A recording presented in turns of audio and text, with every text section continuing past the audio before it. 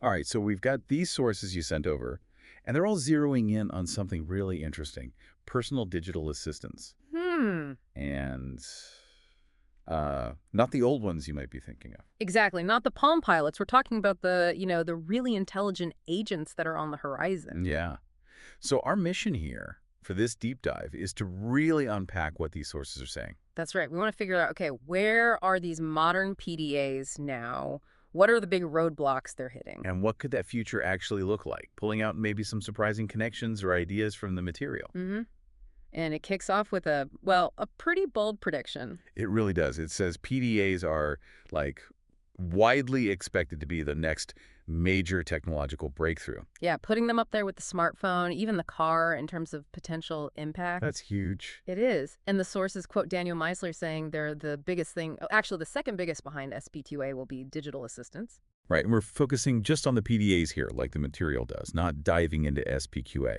But still, that quote really sets the stage. High expectations. Definitely. So the big question we're trying to get at is, okay, why that prediction? And based on this material you shared, what really needs to fall into place for that to happen? Let's dive in then. So to really grasp this, the material first gives us a framework, kind of a lens to view how technologies generally evolve. It talks about 3 stages. Okay, stage one, technology invention. Right. This is the early days. The tech's new, maybe a bit clunky. It's not everywhere yet. And progress feels slow, right? Because the underlying stuff, the infrastructure, isn't there. Exactly. The sources use early social media as an example. Think MySpace, Heist5, great ideas, Mhm. but they were stuck on PCs, often with slow internet. The ecosystem wasn't ready. Makes sense. Which leads to stage two. Mass adoption. This is when that infrastructure clicks into place, the technology gets smoother, easier to And use. suddenly it's just part of life. People accept it. Yes. And social media hit the stage hard when smartphones took off. Mobile internet, cameras everywhere, always connected. That was the infrastructure boost it needed. Right, okay. So invention, adoption. Yeah. What's stage three? Stage 3 is technology diffusion. So the tech is so common now, so fundamental, it kind of gets absorbed. It's not the new thing anymore. It blends into other new tech. Precisely. The example given is YouTube. It's a video site, sure, but look at all the social features baked in: profiles, comments, sharing. It's just assumed now. It absorbed social media concepts. Okay, invention, adoption, diffusion. So where do these modern PDAs fit in right now, according to this material? Well, this is the crucial bit. The sources put them firmly in stage 1, still in the invention phase. Huh. That feels counterintuitive, maybe. I mean, we have Siri, Alexa, Google Assistant. They seem pretty common. They do. But the argument here is that their adoption is still limited. Like early social media, they haven't really broken through because that critical enabling infrastructure isn't quite there for them. Ah, okay. So even though they exist, they haven't hit that mass adoption stride yet. Exactly. And this material points to 3 big reasons why not. 3 major hurdles keeping them in stage 1. Hurdles. Okay, what's number one? First up, they are not personal enough. Meaning. Meaning, right now, they mostly live on devices like our phones, which we put down, or speakers in a room, or the TV, kind of like social media living on the family PC back in the day. Right, shared devices, not truly on us. Exactly. For PDAs to really take off, the idea is they need to integrate with more personal form factors. Things you wear, like smart rings, smart glasses. Or even brain-machine interfaces. Neuralink gets mentioned as an example here. Yes, things that are much more intimately connected to the individual user. That makes a lot of sense. A speaker across the room just doesn't have the same context as something you're wearing.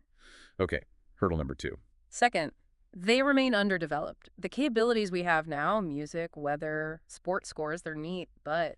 But they're not quite the indispensable, life-changing tools yet. Right. The sources argue they lack that deeper functionality needed for really widespread, can't live without it adoption. And is that a limitation of the idea or the technology? It's mostly the underlying tech, according to this material. Specifically, things like machine learning and artificial intelligence. They're powerful, but they haven't reached, let's say, full maturity yet.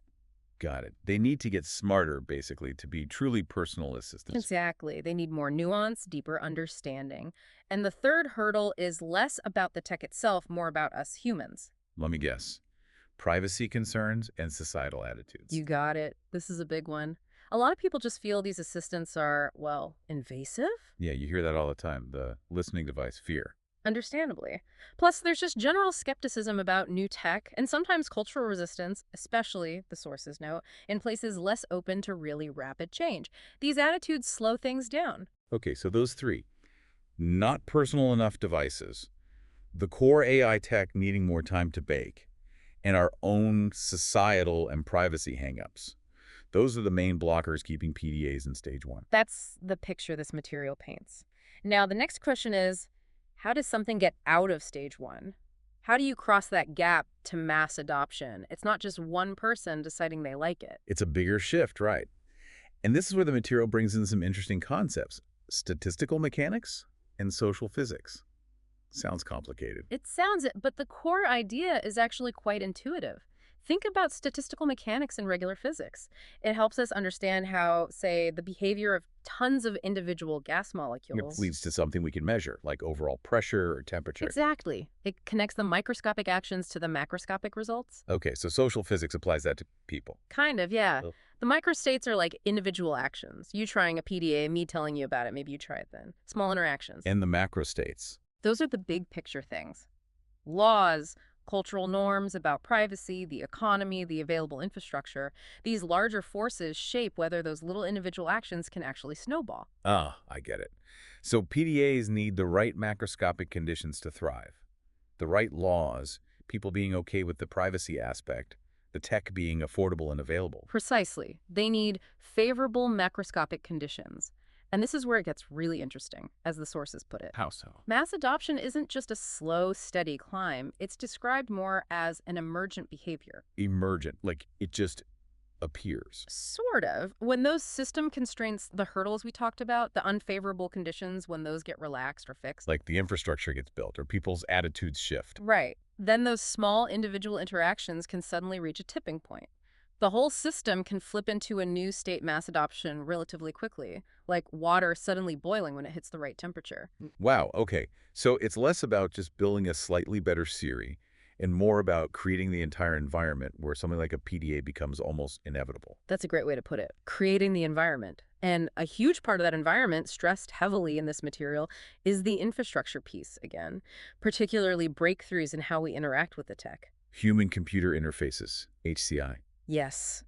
Just like smartphones unlock social media, new HCIs are seen as crucial for unlocking PDAs and getting them to stage 2. So not just better voice commands, but maybe different ways entirely. Exactly. And especially new form factors. The material really highlights things like smart glasses, smart rings, even brain implants. These aren't just new places for the PDA to live, they fundamentally change how we interact with it. How do they change the interaction, according to this? A huge factor is data transfer. Yeah. Take smart glasses. The potential data rate is much higher than a phone. Plus, they can track your eye movements. So the PDA knows what you're looking at in real time. Potentially, yes. Imagine the speed and relevance of feedback you could get. Much faster, much more context-aware than pulling out your phone. Okay. Faster data, more context. That's a big step up. It is. But the sources point to brain-machine interfaces, BMIs, as the potentially revolutionary leap. This is where it gets pretty sci-fi. It definitely feels that way. The idea is that BMIs could just completely change the bandwidth between humans and computers. How big a change are we talking? Is there a comparison? There is, and it's kind of mind-blowing. The material cites current brain implant tech managing up to 20 megabytes per second. Okay. 20 megabytes. And how does that compare to, say, typing? Typical typing speed, around 50 bits per second. Wait, 50 bits versus 20 megabytes Yeah. per second. Yeah. That's not even the same ballpark. That's a different universe of speed. It's an absolutely staggering difference, and the point made is that this kind of leap could just obliterate the current bottlenecks. You're not slowly feeding information in or waiting for slow outputs. It's closer to the speed of thought. Which seems absolutely necessary for the final piece discussed here, achieving true context awareness. Exactly. This is seen as the ultimate goal for PDAs to reach their full potential. They need to be fully context aware. And what does fully mean here? It sounds like more than just knowing my location. Oh, much more. According to this material, it means understanding your whole life history, what you're doing day to day, the challenges you face right now, Okay, deep personalization. and This is the really surprising part. Even understanding real-time physiological changes in your body. Physiological. Like, My heart rate, body temperature. yes, things like body temperature, blood pressure, even pH levels are mentioned as examples. That level of granular, real-time biological data. Wow. Okay, well, it requires incredible data transfer, like we just talked about with BMIs, and really advanced AI to make sense of it all. Absolutely. Massive data rates and highly sophisticated machine learning are prerequisites. The sources do acknowledge that our phones capture a lot about us already. They do capture a lot, yeah. But the argument is the truly transformative shift comes with those better form factors and HCIs. Because they allow for much faster, more intimate data flow. Exactly. That higher bandwidth and closer physical integration lets the PDA process and act on all that context, historical, situational, physiological in real time. So the payoff is, the PDA moves from being something you command to something that anticipates and assists based on this incredibly deep understanding of you. Precisely. Making it truly indispensable, almost an extension of you. Okay, let's just quickly pull back and recap the journey this material took us on. Sounds good. We started with that framework, tech evolution, through invention, adoption, and diffusion, and saw that PDAs, despite seeming advanced, are still considered stage one. Mm-hmm. Stuck behind some significant hurdles. Right, the hurdles. Needing to be more personal, moving beyond sheer devices, the core AI tech needing to mature significantly, and overcoming our own societal issues around privacy and acceptance. Then we looked at how adoption happens, using ideas from social physics. It's not just individual choices, but a collective shift, an emergent behavior, when the broader conditions, the macrostates, are right. Which hinges critically on infrastructure, especially breakthroughs in human-computer interfaces. New form factors are key. Absolutely. Things like smart glasses, and especially the potential game changer of brain-machine interfaces, mainly because of the dramatic leap in data transfer speeds they promise. And all that speed and integration enables the ultimate goal, deep context awareness, understanding not just our situation, but even our physiology in real time. Leading to PDAs that aren't just tools, but deeply integrated partners. So the overall picture from this material is compelling. PDAs aren't just about incremental improvements. There's potential for a really fundamental shift. A shift towards deep integration, moving from novelty to necessity. If, and it's a big if, these hurdles are overcome. It really suggests a future where our relationship with computing could become far more intimate than anything we know today. It does. Which leads to a final thought, pulled straight from the implications here for you to maybe mull over. Okay.